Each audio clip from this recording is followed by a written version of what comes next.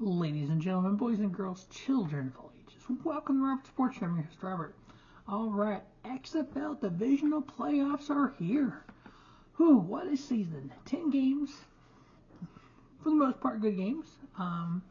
We have 4 teams standing. 3 are above 500. There was an above 500 team that went home. But we had to go to like the 4th or 5th tiebreaker to figure out between St. Louis and Seattle. What the tiebreaker ended up being overall point differential. So the points they scored versus the points they gave up. Seattle had a bigger point differential than what St. Louis had. Now, in the CFL, if I'm not mistaken, let me go ahead and pull that up here.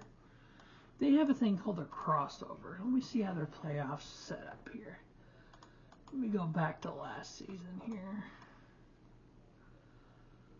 Alright, so yeah, last year's not really a good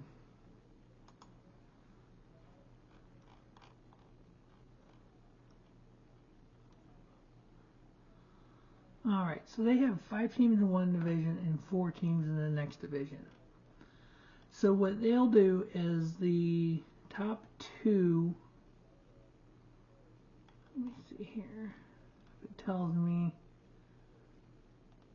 alright, so the number 1 in each division gets a first round bye.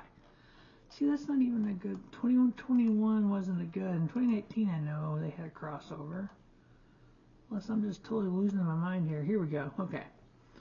So the top 2 in each division go to the playoffs. The number 1 in each division gets a first round bye. And then they do the next 2 best teams.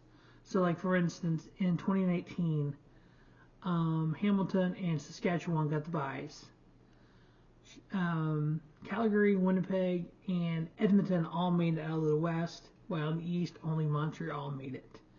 So they had 5 teams that were double digits in wins. Those 5 teams, or 6 teams, excuse me, 6 teams went to the playoffs. 4 out of one division and 2 out of the other division. So that way you don't have, like they had an 8 and 10 team make it, but the next in the other division was 4 and 14. So with the XFL, what you could do is maybe the first 2, so you have 10 teams total, or 8 teams total, excuse me, 8 teams, 4 teams to the playoffs. So your division winners go to the playoffs, and then your next 2 best teams. In this year, it would have been St. Louis and Seattle. Or another option would be, instead of having 2 divisions, have 1 division. 1 division to 10. Your top 4 make the playoffs. Round 1 is 1 versus 4. Round 2 is 2 versus 3. Boom, done. That way we don't have the 4 and 6 Arlington Renegades going to the playoffs and the 7 and 3 St. Louis BattleHawks, who one of your highest attended team, not making the playoffs. So in week 10, I was 2 and 2 straight up picks, 1 and 3 against the spread, 2 and 2 on the over under. Year to date, 22 and 18 on the straight up picks, 20 and 20 against the spread, 19 and 21 on the over under, 61 and 59, so 50.8%. Not great, but not bad. For a startup league, I mean, they took a couple years off, so it was 2020 and then 2023, so it took 2 years off because of COVID and other things. Not bad.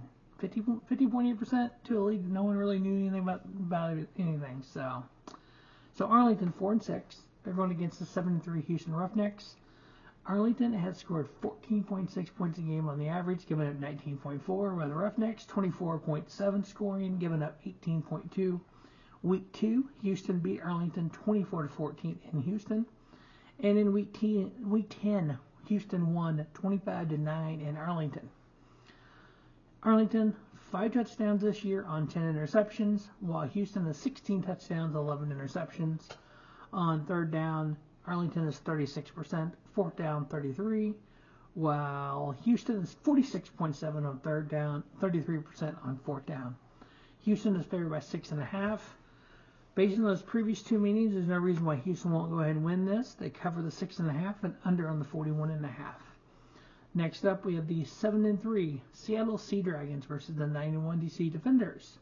Seattle scoring 24.3 points a game, giving up 17.7. while the Defenders 29.8 and 24.0. Week 1, DC beat Seattle 22-18 in DC. Week 8, DC won 34-33 in Seattle. Seattle's has 20 passing touchdowns, 13 interceptions, while DC 18 passing touchdowns and only 4 interceptions. Third down, the Seattle Sea Dragons are 43-4, while the DC Defenders are 46.7%. Fourth down, 66.6% for the Sea Dragons and 62.5% for the DC Defenders. DC is favored by 3.5. I got them winning, covering, and over under 48.5. So your 2023 XFL Championship, in my eyes, right now would be Houston Roughnecks and the DC Defenders. As always, thanks for watching the Robert Sports Show. We'll have a preview of that if that is the game next week, and then we'll have a preview of Week 5 of the USFL. And this week we'll have the IndyCar race from Barber Motorsports Park preview for the second ever IndyCar race preview here on Robert Sports Show, along with the NASCAR Cup Series and the NASCAR Xfinity Series.